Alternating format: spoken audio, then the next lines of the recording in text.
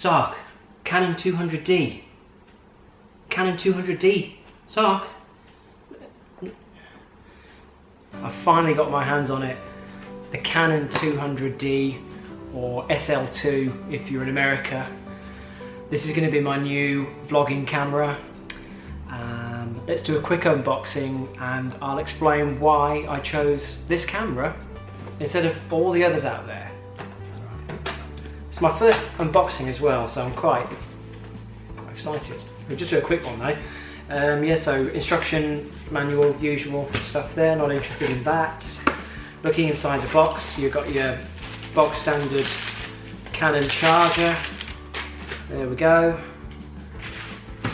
Nothing special particularly. That's the plug. Here's the battery. This, I believe, is the LP17, or is it LPE17? Let's have a look. LPE17, yeah. So this is a slightly bigger battery than what was in the predecessor to this camera, the 100D or the SL1. This, according to the specs, should be good for about 650 shots, photographs, or a couple of hours worth of video. So nice little upgrade there that the camera gets. And this is the lens. So I got the 18-55 kit, and this is a new kit lens. This is apparently 20% or roughly 1/5 smaller and lighter than the old EFS 18-55 STM. So I never had that old lens actually, so I've got nothing to compare it to, but I would say that it is a fairly small and lightish lens. Camera strap, which I'm not going to use. I'm not even going to unwrap that because I have picked up this little Joby wrist strap. This was $15 Australian online. It arrived the other day, and I got that because I find that when you use the big neck straps like for vlogging and stuff, it's too cumbersome. It doesn't work for me. So this, I'm hoping, will be pretty good. Chuck it on like that, side of the camera. We'll see how it works out. Alright, here we go. Here is the camera. Let's put that out of the way. Oh, this is exciting. Here we go. So, first impressions. Well, it's a Canon DSLR.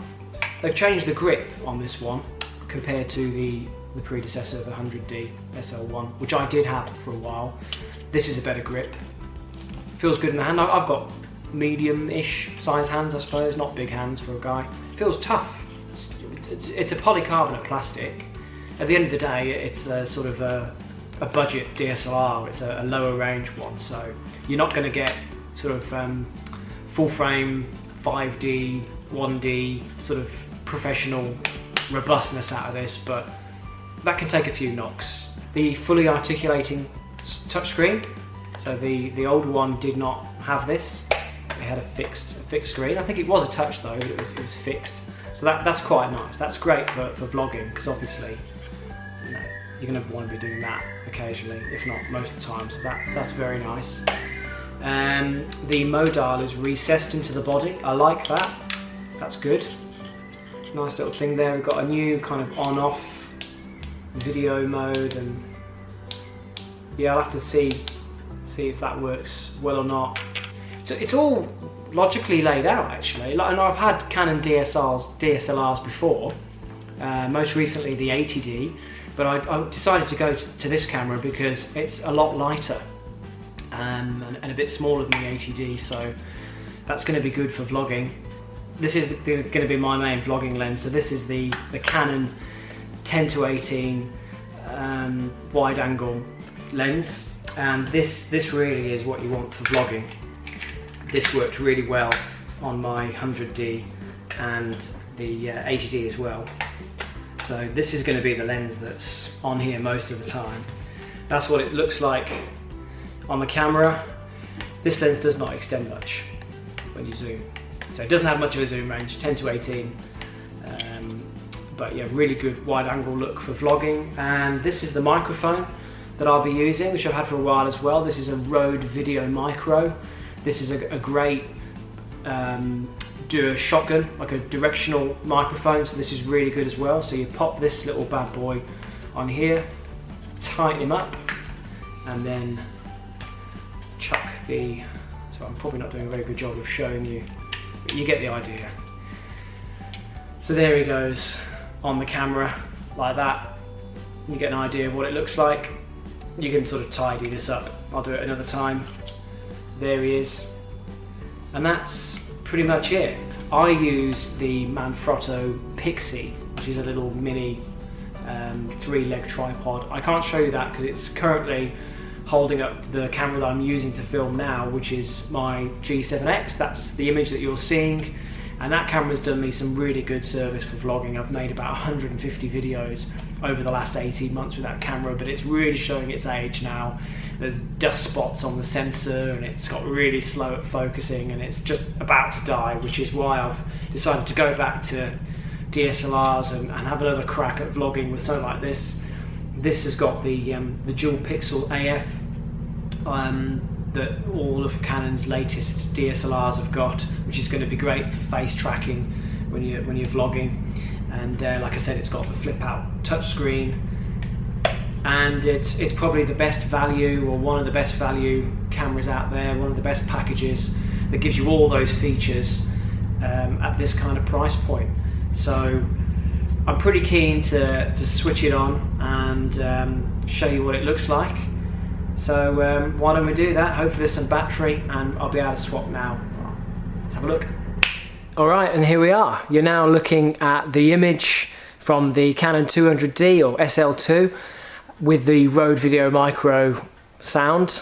And yeah, what do you think of the image? This is fully auto. I've literally just turned the camera on, having put a memory card in. I've got a little bit of battery and I can see that it's tracking my face.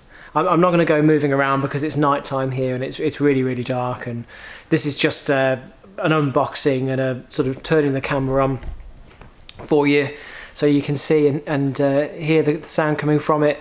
Yeah, it feels good though. It's really good in the hand. I've got the Pixie mini tripod here, so it's definitely a lot bulkier and heavier than the Canon G7X. That's obviously going to be the case because it is a DSLR, an interchangeable lens camera, albeit a light and small one. You're going to notice that difference. But personally, like for me, when I'm making videos and vlogging, I'm not actually one of those vloggers who spends all of my time talking to the camera like this. I'm often turning it around and filming what's in front of me a lot of the time. So you know, that helps with distributing the weight and stuff. I don't typically spend a lot of time like I am now holding it in one place and stuff, but my arm's not really aching at all. I'm not very strong person, so if I can handle it, then I'm sure that most of you out there can as well, quite easily. When I switched it on, I had to change the time zone to Australia and the date and time and so on.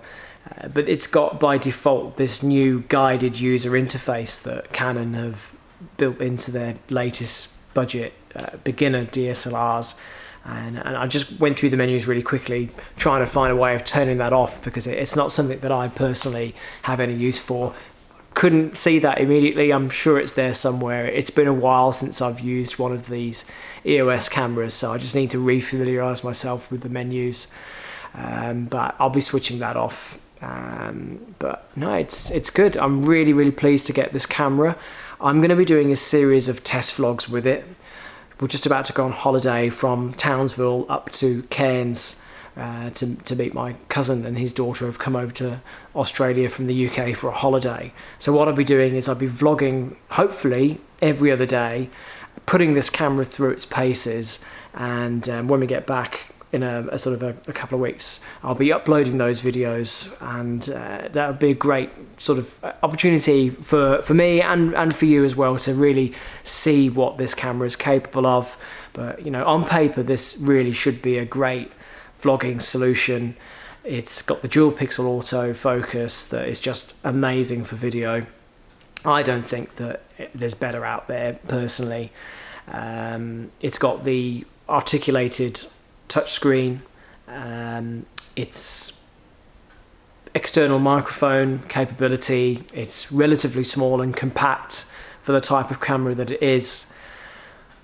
It looks like a great vlogging package. No 4K, which I no doubt you know already. Personally, not a negative for me. I'm not interested in 4K, so that doesn't worry me. But yeah, I look forward to a good couple of years or more use out of this camera.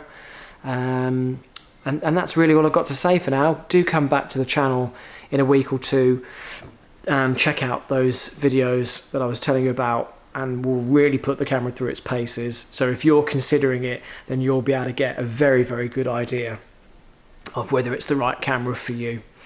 Please give us a like, drop me a comment below with any questions that you've got, and I'll get to them as soon as I can. Subscribe if you want to see more tech reviews and family vlogs and stuff like that. Check out my other videos. There's like 150 odd videos now, so please do that. Thanks a lot for your time, and I'll see you soon. Bye.